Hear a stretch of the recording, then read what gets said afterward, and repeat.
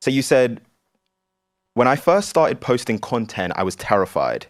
I hated how my voice sounded. Watching myself in videos made me cringe.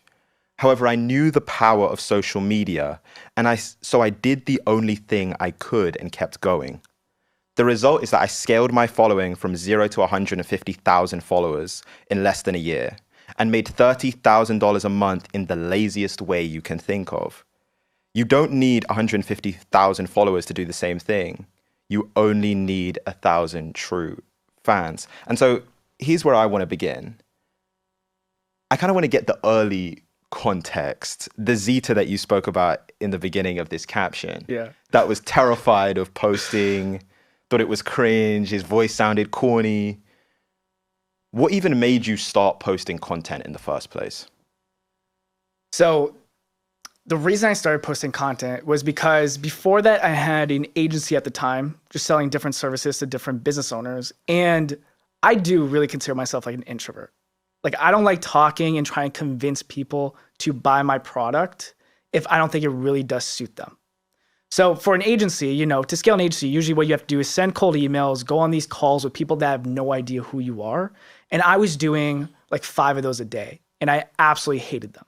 I hated jumping on these calls. I hated telling people like who I was because they had no idea who I am. I'm just someone who wrote them an email they want to hop on a call with. They know that I'm going to sell them something, obviously. And these calls were they weren't enjoyable. Like, I hated doing sales calls. I remember I'd be on the Zoom meeting like 5 minutes before. I'd be like, oh, really wish I could just cancel this call. But that might be like a $3,000, client coming through if I don't. So obviously I had to jump on these calls. So it got to a point where I just hated the sales calls. I hated going after cold prospects. And I was like, well, I'm not enjoying my business. Even though it was making me good money, I wasn't enjoying it at all. So I was like, okay, something needs to change. And that's when, obviously, I think Instagram Reels started to come around at this time too. And I started looking at content. I started looking at how many people you can actually reach through content. And I was watching these videos of these people who are reaching millions of people. And I was like, I can create a better video than this. Like, I actually thought some of the videos were terrible, but they were getting millions of views.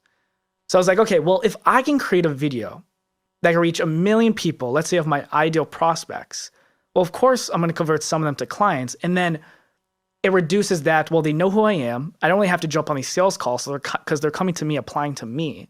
And that reduces like the things I hated about my business.